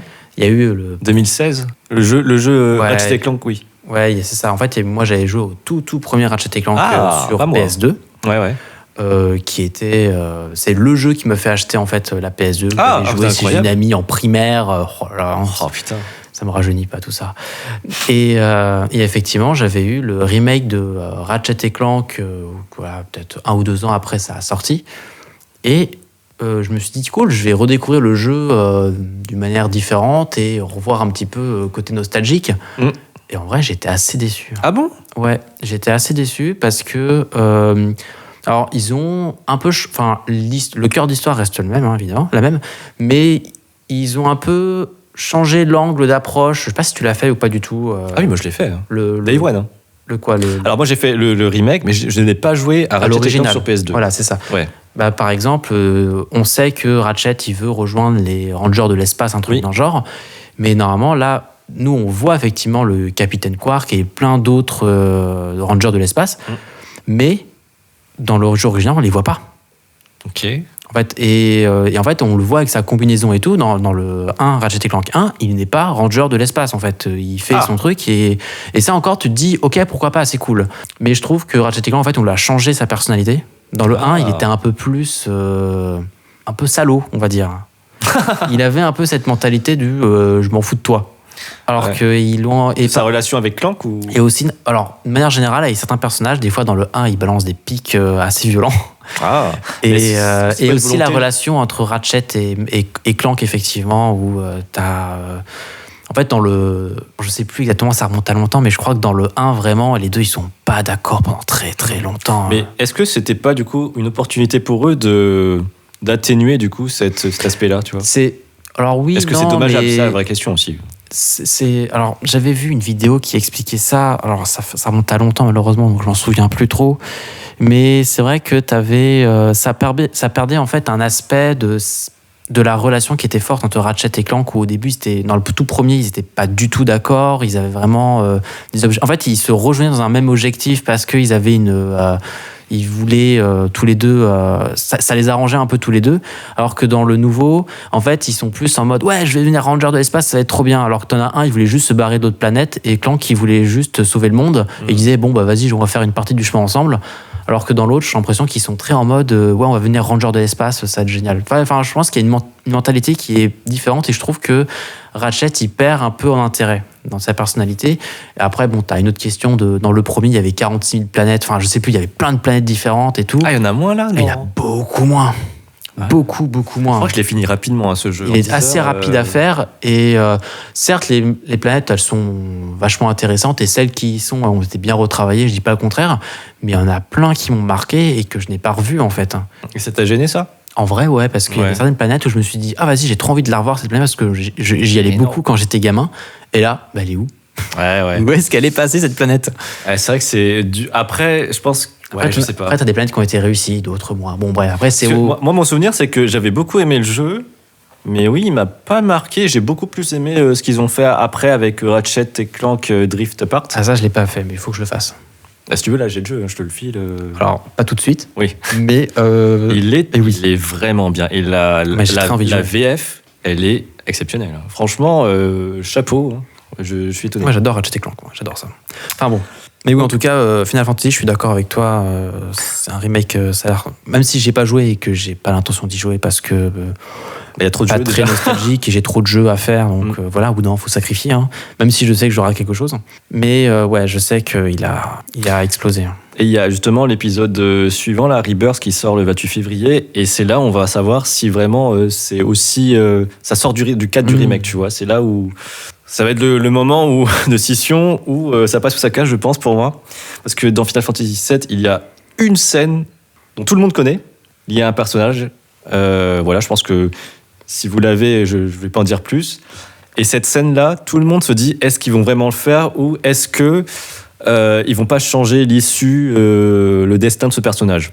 Donc, réponse dans un mois. Mais c'est vraiment, on va dire, la question que tout le monde a en tête, en tout cas, par rapport à ce jeu. Et je pense que ça va être ouf, tout simplement. Mais voilà. Je suis très enthousiaste. Et dans le cadre du remake, tu vois, par exemple, Spice and Wolf, Honnêtement, je pense que la série d'origine de 2008 a bien vieilli. Elle pourrait toujours, tu pourrais toujours la montrer à quelqu'un. Ça a bien vieilli. Ouais, mais tu as raison, mais je pense que c'est pas la question d'un remake, tu vois, de si la version est dépassée ou pas. Je pense que c'est aussi ce côté qui va, en fait, de remontrer un jeu aux nouvelles personnes et en fait, réactiver un peu la licence, j'ai envie de te dire, tu vois. Attends, mais je parlais de Spice and Wolf, c'est pas un jeu. Oui, moi aussi, j'ai dit jeu. Oui. Non, je dis réactiver la licence. Bon, bref. La licence, oui, enfin. Non, mais oui, mais t'avais dit l'histoire, bref. Anyway. Pardon, je me suis peut-être mal exprimé, effectivement. Mais parce qu'aujourd'hui, tu parles de Spice. Avant, c'était. Je crois qu'on en parlait tout à l'heure, je sais plus. Spice and Wolf, c'était très connu, notamment au Japon, dans la communauté un peu otaku. J'ai l'impression, ça revient dans Durara. Ouais, on en parlait, Durarara, animé que j'aime beaucoup au passage. Tu as les deux otaku là qui ont une espèce de grosse pancarte de avec Holo. Il la transporte. Et c'est trop drôle, tu vois, quand t'as la ref. Et pareil, il parle aussi de d'autres licences. T'as Haruhi, non? Il parle de Haruhi Suzumiya. Pareil, Haruhi Suzumiya, avant, mais c'était la référence otaku. Aujourd'hui, mais non, ça a disparu. J'ai vu une news qui disait que je crois que la comédienne de doublage va fêter l'anniversaire d'Haruhi et d'un autre personnage qu'elle interprète avec des cheveux bleus, c'est Lucky Star, si tu te souviens. J'adorais Lucky Star. Ouais, l'humour était incroyable. Mais ouais. C'est vrai que c'est un moyen aussi, effectivement, de remettre une licence sur le devant de la scène. Et moi, je vais donner un autre exemple. Ça va être un remake animé de One Piece qui va être produit par Netflix, réalisé par le studio qui s'est occupé de l'Attaque des Titans. Et ils vont a priori refaire le premier arc, je crois, de One Piece, mais avec du coup une animation plus actuelle. Enfin bref, ils vont moderniser les premiers épisodes de One Piece. Et moi, ça me parle parce que du coup, One Piece, je sais pas combien il y a d'épisodes, beaucoup. Ah, trop. Et je sais qu'on me conseille les cailles, hein, Julie, mais bon, flemme, il y a quand même trop. Oui, non. Et du coup, si j'ai envie de commencer One Piece, pour moi, ce serait la meilleure option, quoi. C'est vraiment avoir des épisodes actuels, hein, avec des. Et ouais, ne pas. Enfin, j'ai pas vu les premiers épisodes de One Piece. Si ça se trouve, c'est toujours bien fait, hein, mais. Ouais, non, mais je comprends. Et en vrai, je comprends l'intérêt aussi de faire ça. Moi, j'ai un peu de mal avec tu m'as parlé One Piece déjà tout à l'heure. Moi, j'ai du mal parce que pour moi, un remake, c'est bien. La série One Piece est encore en continu, tu vois. Même si je comprends l'intérêt que ça va permettre à une nouvelle personne de venir. Ouais, je comprends. Après, il y a une série Netflix sur One Piece, tu vois, qui a permis à plein de gens de redémarrer One Piece. Et encore la série live, je peux comprendre, tu vois, parce que c'est un nouveau concept avec des acteurs, ils changent vraiment, c'est pas du tout la même approche. Mais là, on fait une adaptation, on fait un remake d'une série qui est encore en train d'être adaptée. Hein. Oui, c'est vrai. Et à part un côté un peu pompe à fric, je vois pas trop, j'ai un peu de mal. Mais après, bon, écoute, je pense que moi, je me sens pas concerné par cette série. Si pour certaines personnes comme toi, peut-être que ça va leur permettre de découvrir One Piece et qu'ils sont contents, let's go, tu vois. Mais ça me fait penser aussi à Full Metal. Full Metal, si vous ne savez pas, il y a eu deux adaptations animées, donc Full Metal Alchemist tout court et Full Metal Alchemist Brotherhood. Et moi, je n'ai vu que la première saison de Full Metal qui se termine avec une fin différente du manga, parce qu'à l'époque, le manga n'était pas terminé. Et ils ont inventé, du coup, une fin. À l'époque, on en faisait beaucoup de ça. Plus aujourd'hui, mais à une époque, effectivement, il y avait beaucoup de séries animées qui, en fait, avaient une adaptation animée, mais comme il n'y avait pas la fin ou pas la suite à un certain niveau, ils inventaient une nouvelle fin. Et mais il y a eu plein d'exemples comme ça. Blue Exorcist, c'était pareil. Et après, souvent, c'était un peu des fins merdiques, hein, on va pas se mentir. Mais Full Metal Alchemist, c'était plutôt bien fichu. Ils avaient pris un tournant assez sombre, qui était en vrai assez cool. Et je trouve que c'est un bon exemple ok, on adapte une fin à notre sauce, mais qui fonctionne. Et qui se termine par un film que j'adore. J'adore le film. Et qui se termine par un film aussi qui est vachement cool. Et moi, j'adore Full Metal Alchemist. Et Brotherhood, je pense que je vais mettre ça en wishlist de 2024. Il faut absolument que je regarde, parce que tout le monde me dit que c'est un des meilleurs mangas qui existent. Moi, j'adore Full Metal Alchemist pour plein de raisons. Ouais. À une période, cette série-là, je me disais, tous les 2 ans, je la regarde. Ah bon? Ah oui. Maintenant, Brotherhood, c'est impossible à regarder en simulcast.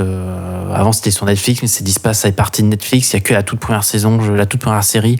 Enfin, bon, bref. Non, c'est revenu, je crois, sur Netflix. Je crois qu'on a déjà parlé de ça. Non, mais parce que j'avais un abonné Netflix il y a quelques semaines. Il y a encore Full Metal, mais c'est la première série. T'es sûr? Ah, je suis pas sûr. Bon, on vérifiera Parce ça que tout à en l'heure. plus, je me suis dit, ah, mais c'est pas le moment. Ou alors c'est Prime Video, peut-être que je confonds. Et donc, du coup, effectivement, Brotherhood est beaucoup plus fidèle au manga. Et c'est. En fait, tout est beaucoup plus fluide. Et quand tu vois, du coup, le moment où ça s'arrête entre la première série et le remake, tu vois ce passage où l'un s'est stoppé et l'autre a continué. Et tu te dis, mais c'est vachement plus fluide, en fait. Et tu découvres de nouveaux personnages. Est-ce qu'il y avait beaucoup de contenu après la fin de... Énormément. Ouais. Ah ouais? Ah ouais. Je sais plus où est-ce que ça s'est arrêté dans la première série. Je crois qu'ils en avaient. Attention à pas spoiler. Ouais, non, plus, je hein. spoil pas. En fait, je pourrais pas te dire parce que ça monte à trop longtemps. Mais en fait, le principe même des homonculus, Oui. en fait, c'est plus du tout pareil. Ça a totalement ok. changé. Tu découvres en fait de nouvelles zones. Ok. Tu as de nouvelles zones, tu vois, c'est de la carte du monde. Oui. Tu as des nouveaux peuples qui arrivent. La fin, elle est totalement différente. T'as des nouveaux personnages qui arrivent et qui sont trop badass, qui sont incroyables. Ok. Ah, mais Vraiment, je peux que te dire, mais va le regarder, quoi. Ouais. Bah, tu sais quoi? Rien à voir, mais par rapport aux séries que je regarde, il y en a qu'une en ce moment. C'est Free Reign. Je suis à l'épisode 19. C'est trop bien, franchement. C'est bien Free Reign. C'est un c'est- peu lent, on a déjà parlé, Ouais, peu mais long au j'adore. début, mais Ah, c'est mais trop bien. j'adore. Et je pense que ma série parallèle, ce sera ça, quoi. Je vais vraiment commencer Full Metal. Et j'ai envie en plus aussi, tu vois. Ed, il me fait beaucoup rire. Mais tu vois, pareil, je trouve aussi Full Metal, ils sont intelligents, le remake, parce que Bah, c'est juste fidèle à l'original. Non. pas seulement. En fait, ils ont sauté certains passages. Il y a certains. Ah. En fait, ils ont gardé des moments clés.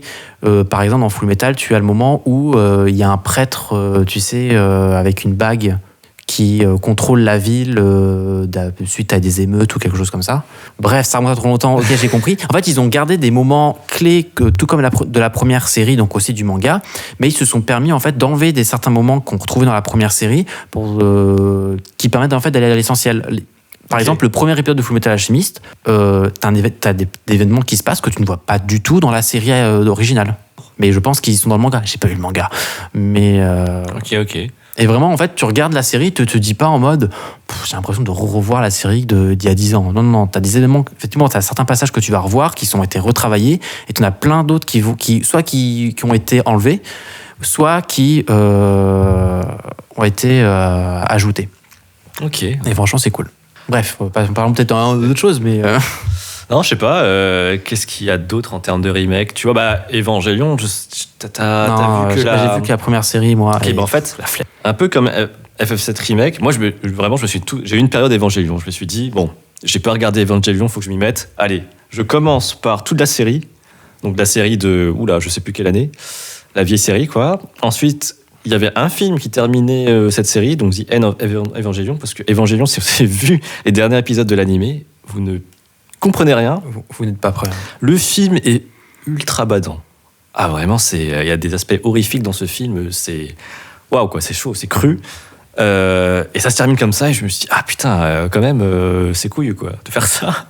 Et ensuite, j'ai enchaîné avec les films qui sont des remakes. En fait, il y a eu 4 films Evangelion, et les 3 premiers films sont clairement un remake de la série d'origine. Donc tu suis les mêmes événements, et à l'instar de FF7 Remake, on te fait comprendre que du coup, il y a quelques événements qui se déroulent de manière différente, quelques personnages qui diffèrent, et tu comprends aussi qu'il y a peut-être une notion de boucle temporelle. Et le final, 4e film, donc Evangelion 3 plus 1, toujours bizarre les noms des films. Donc ça fait 4. Ça s'appelle vraiment comme ça. Il y a un sous-titre, je sais plus c'est quoi. Se termine d'une manière incroyable. Je peux pas le dire sans spoiler, mais j'ai été très surpris de la façon de conclure. Tu vois, en fait, souvent, c'est un peu casse-gueule quand même de déjà faire un remake et de réussir sa conclusion. Si tu te permets justement des libertés à ce niveau-là, quoi. Et vraiment, il m'a surpris, et je crois qu'il a été bien accueilli, ce film. Ça, c'est aussi le plus des remakes. Souvent, ils vont faire une première version d'une série pour diverses raisons. Et des fois, comme Evangelion, par exemple, à la fin, il n'était pas satisfait, l'auteur. Oui, c'est ça, en fait. Et du coup, il a voulu faire un remake en faisant ses films. Et en plus de ça, il a fait quelque chose qui, je pense, satisfait tout le monde. Enfin, vraiment, c'est un tour de force qu'il a fait. Parce que c'était pas gagné. Et il y a beaucoup d'astuces de mise en scène qu'il utilise, qui est très intelligent aussi. Il y a l'animation même, en fait. Et vraiment, ouais, bravo, monsieur Hano, hein, c'est du bon boulot, quoi. Mais ouais, tu vois, à part FF7 Remake et peut-être Evangelion, je connais très peu d'œuvres qui ont embrassé cette nature de remake, on fait un remake en étant conscient que l'œuvre originale a existé. Côté animé, en vrai, des remakes d'animé, à part du FMA... De toute façon, déjà, forcément, ça va pas être les films de réalisateurs, ça va être forcément d'animé. Vas-y. Non, c'est bon, là, j'ai joué un truc. Vas-y, dis-moi. C'est Trigun. Est-ce que ça te parle? Waouh. J'avais essayé de regarder la série animée il y a 1 an. Je n'ai pas fini, ça m'a saoulé. Ok, Trigun, je n'ai pas regardé la série animée. Et en fait, moi, j'ai découvert ça parce qu'ils ont fait une adaptation en 3D animée de ce manga, qui présente un design différent du héros. Et comme j'ai pas lu le manga, je ne sais pas si c'est fidèle. J'ai l'impression que c'est quand même différent parce que en fait, en terminant la série, tu te rends compte que le protagoniste arbore la même coupe de cheveux qu'il a dans l'animé, dans la série animée. Ouais. Donc c'est peut-être une origin story, je sais pas trop. Et j'ai trouvé ça très très cool. En termes d'histoire, ça m'a pas retourné, tu vois. Ça reste très correct. Par contre, les scènes d'action, mec, incroyable. Hein. Et à des moments, je me suis vraiment dit, mais attends, mais ça c'est vraiment de la 3D, parce que vraiment le rendu est tel que parfois t'as vraiment plus l'impression de regarder un dessin animé en 2D super fluide qu'un animé en full 3D, quoi. Ils ont vraiment fait un très bon travail sur l'animation et sur ce rendu vraiment toon shading 3D 2D qui est vraiment très peu perceptible, qui est même, je pense, plus réussi que ce qu'ils ont fait pour Attack on Titans avec les Titans. Enfin, vraiment la frontière entre 3D et 2D dans cet animé est très fine, si j'ose dire. Voilà, encore une... Mais tu vois, Trigun, en vrai, moi, je connaissais juste de nom et j'aurais jamais regardé l'œuvre d'origine parce que ça m'attirait pas esthétiquement. Visuellement, ça avait l'air vieux, quoi. Je pense que les seules œuvres que j'ai regardées qui ont un certain âge, ça a été du Evangelion ou même du Cowboy Bebop, parce que tout le monde dit que... Même Samurai Champloo, et encore Samurai Champloo, très très bien vieilli, hein, mais c'est des œuvres cultes. Mais au-delà de ça, tu vois, va regarder des animés des années 2000... Après, c'est même pas une question de design, je trouve, parce que je trouve que ça a son propre charme, mais souvent, c'est la manière dans laquelle c'est raconté, où c'est un peu plus lent. Tu sens qu'ils ont des mécaniques qu'on voit un peu moins aujourd'hui, ou peut-être qu'ils me saoulent un peu plus, donc je fuis. J'ai du mal à déterminer exactement. Moi, par exemple, Trigun, ça m'a un petit peu saoulé parce que c'était toujours un petit peu où le personnage avance, il se passe des péripéties, puis de temps en temps, t'as un petit peu d'histoire. Et c'est le truc où ça suit un peu tout le même schéma. Tu vois, je trouve que t'avais un schéma qui était un peu répétitif, et moi, je suis un peu fatigué ce genre d'animé-là. Comme Pokémon. L'animé, c'était ça, hein. Ouais, oui. Tout le temps ça. Hein. En même temps, revoir, on a vu. Je pense que si je revois la série Pokémon, on pourrait parler de Pokémon avec. Est-ce qu'ils ont fait un remake de l'animé? Attends, ils ont pas fait un remake Non, ils ont refait un animé. Oui, avec des nouveaux personnages que j'ai pas regardé d'ailleurs. Que j'ai pas regardé non plus, mais il me semble qu'ils ont fait une série d'épisodes spéciaux pour conclure toute l'aventure avec Sacha. Je crois que c'est ça, que j'ai pas vu. Et du coup, ils se retrouvent Ondine et Pierre et compagnie. Ah si, j'ai vu la dernière scène. Putain, je me suis spoilé sur YouTube sans faire exprès. C'est un combat entre Pikachu et c'est quand... Non, je crois que c'est quand ils gagnent la Ligue Pokémon. Oui, et après, c'est pas où ils sont à la croise des chemins, là, et ils doivent choisir s'ils rentrent ou s'ils repartent en aventure, non? Je sais plus. Je sais qu'à un moment, dans le combat, t'as Pikachu qui est un peu KO et tu vois à un moment tous les Pokémon de Sacha qui sont en soutien, qui le back-up, tu les vois tous. T'as le Dracofeu, t'as Papillusion, t'as tout le monde. Et du coup, forcément, la nostalgie, elle ressort là, et tu te dis c'est pour toi ça. Tu vois vraiment tous ces Pokémon de toutes les régions, donc forcément. Si t'as un peu suivi, moi j'avais en tête seulement les 3 premières régions parce que voilà. Mais ouais, c'était bouffant quoi, de voir un petit Pikachu se faire porter par ses potes et gagner battre Dracofeu quoi. Bref, petit aparté, Pikachu. Mais non, du coup, est-ce que pour toi un remake c'est bien, c'est pas bien, est-ce que c'est utile au final? Moi, je trouve que c'est utile pour plein de raisons, même s'il y a un aspect commercial derrière qui est, je pense, quand même important à souligner. Mais en fait, ça va avoir l'avantage de soit redorer une histoire, une série. Donc, par exemple, Spice and Wolf, qui va le remettre un peu au goût du jour et donc le faire découvrir une bonne œuvre, une vieille œuvre à des nouvelles personnes. Soit effectivement se dire, on a fait une série qu'on n'a pas eu le temps, qu'on n'a pas pu bien finir ou qui est améliorable. Donc du coup, on le passe au niveau au-dessus et vouloir vraiment faire quelque chose de bien, comme que ce soit Full Metal Alchemist par exemple.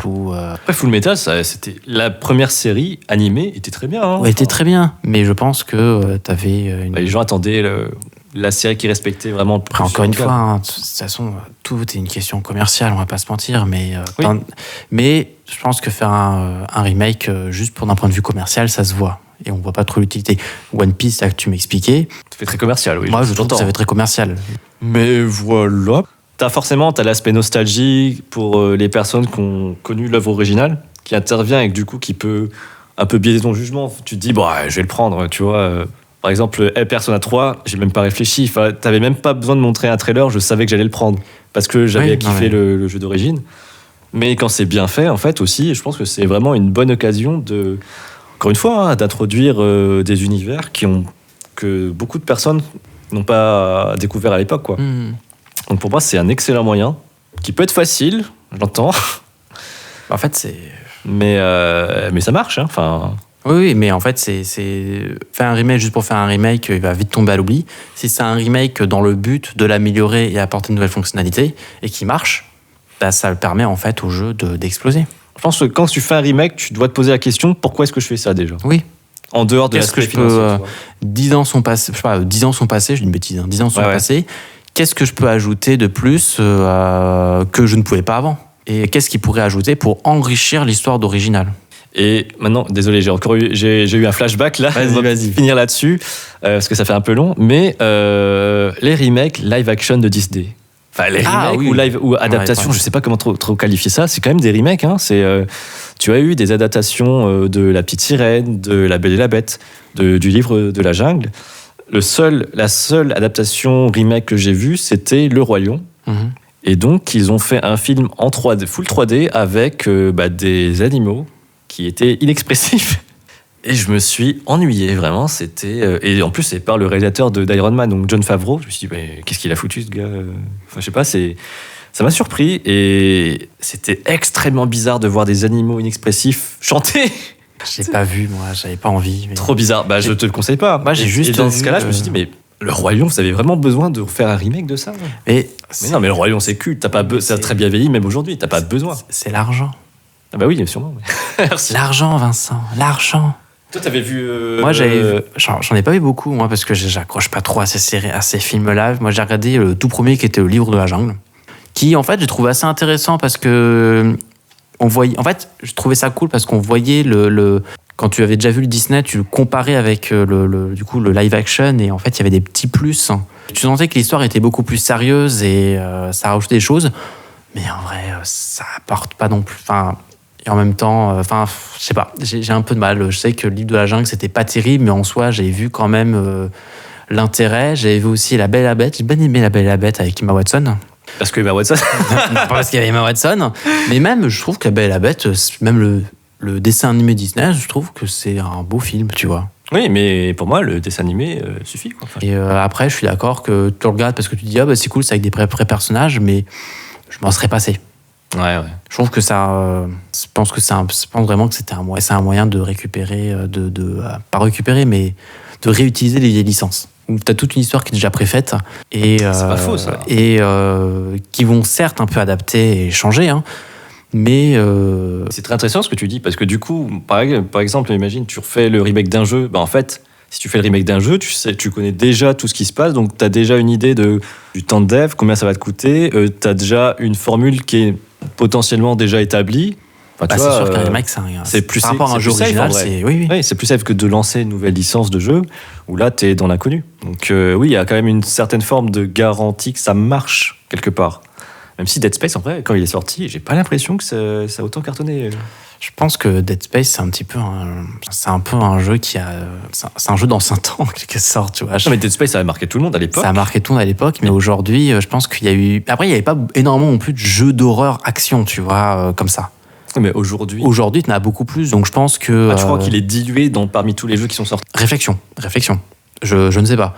Moi, je sais que Dead Space, t'avais un petit peu la mode avec BioShock qui était arrivé. Tu vois, BioShock qui avait un peu révolutionné ce type, ce type de jeu un petit peu narratif, FTF, action, narratif, action. Voilà, il y a beaucoup de jeux qui sont sortis qui étaient s'inspiraient de ça. Dead Space, je pense qu'il y avait un petit côté aussi comme ça.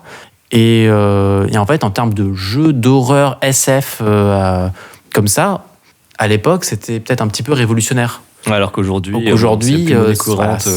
Et j'ai peut-être une bonne nouvelle pour toi, Alex, parce que du coup, PlayStation a fait une conférence récemment pour présenter les jeux qui arrivent. Et figure-toi que le réalisateur de BioShock a montré son nouveau jeu qui s'appelle Judas, qui est un BioShock dans l'espace. Oh là là. Non, c'est exceptionnel. Je te montrerai le trailer juste après. Tu montreras ça. Moi, j'adore. Et par contre, tu vois vraiment que c'est le gars qui a fait BioShock, je sais pas comment dire, dans la mise en scène et aussi dans les designs des personnages. J'ai reconnu un peu d'Elisabeth dans le personnage principal. En vrai, ça peut être pas mal parce que l'âme de BioShock, c'est la claustrophobie. Que dans le 3 on avait perdu, donc dans l'espace ça pourrait recréer. Le 3 était bien, enfin moi j'ai bien aimé. Le 3 était bien, mais je trouve qu'il n'y avait pas le côté angoissant des deux autres. Le côté angoissant était plus dans certains personnages, certaines situations. Tu vois. Et moi j'étais déçu par le côté un peu espace. Ah oui, ça spoil, pardon, spoil. Oula. Excuse-moi. Ça glisse là. Ça glisse. Oulala, j'ai failli, voilà. Et juste terminer peut-être sur Silent Hill 2, tu m'avais parlé de Silent Hill 2. Oui, Silent Hill 2, c'était dans la conférence PlayStation, ils ont présenté un nouveau trailer de ce remake.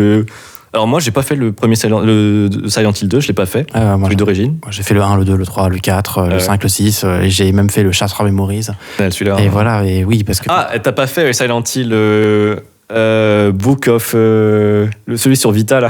Non, je l'ai pas fait celui-là.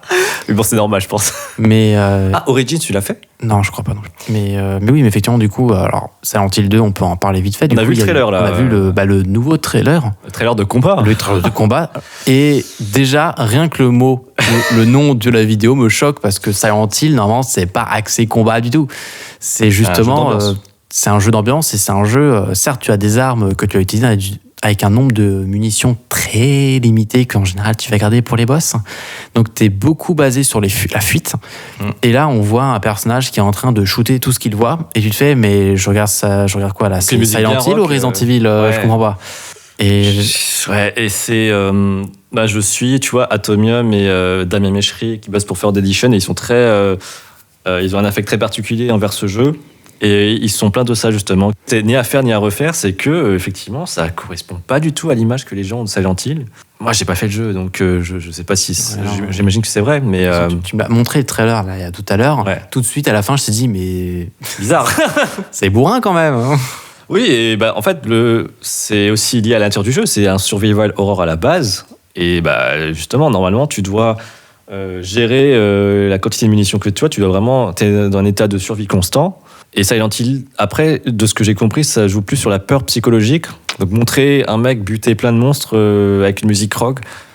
Alors ça peut être vendeur pour des gens qui ne connaissent pas la série, mais est-ce que c'est pas au détriment, au final, de la nature même de l'œuvre, la nature même de présenter un trailer de combat pour cette typologie de jeu? Je trouve ça bizarre, effectivement. C'est ça. Mais du coup, après...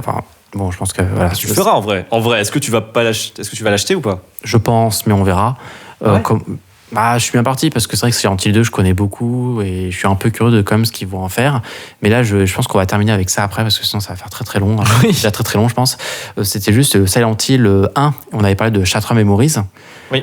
Du coup, qui est un remake de Silent Hill Shattered Memories, qui est un remake de Silent Hill 1 et qui, à part l'histoire de base, n'a absolument rien à voir.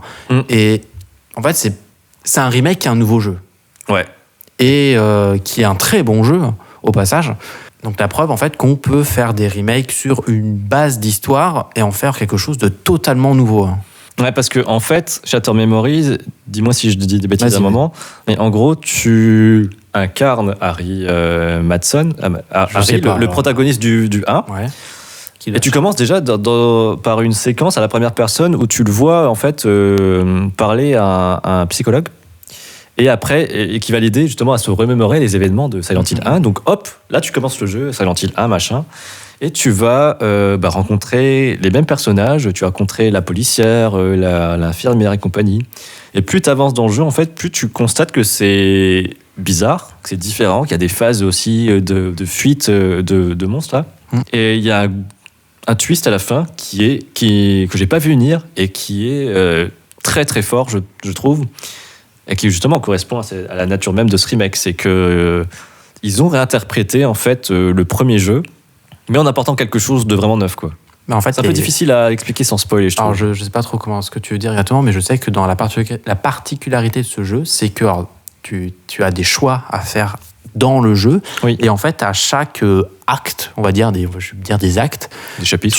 Des chapitres. En fait, tu as la continuité de ta séance avec le psy qui va te poser des questions, qui va te demander en mode, qui va te poser par exemple des petites énigmes pas compliquées ou juste dessiner quelque chose. Tu es en mode, tiens, colorie le dessin avec, tu mets les couleurs, ce que tu veux, et en fonction de ce que tu vas faire, ça va impacter ton jeu. Oui. Donc par exemple, je me souviens qu'il y a un passage où tu as une maison à colorier, et si par exemple tu peins ta maison en rouge, cette maison, tu la vois dans tes souvenirs, dans l'acte d'après, et tu vois cette maison rouge, parce que tu l'as peint en rouge. Et la fin du jeu, en fait, change en fonction de ce que tu as dit au psy et certains choix que tu as fait dans le jeu. Ouais.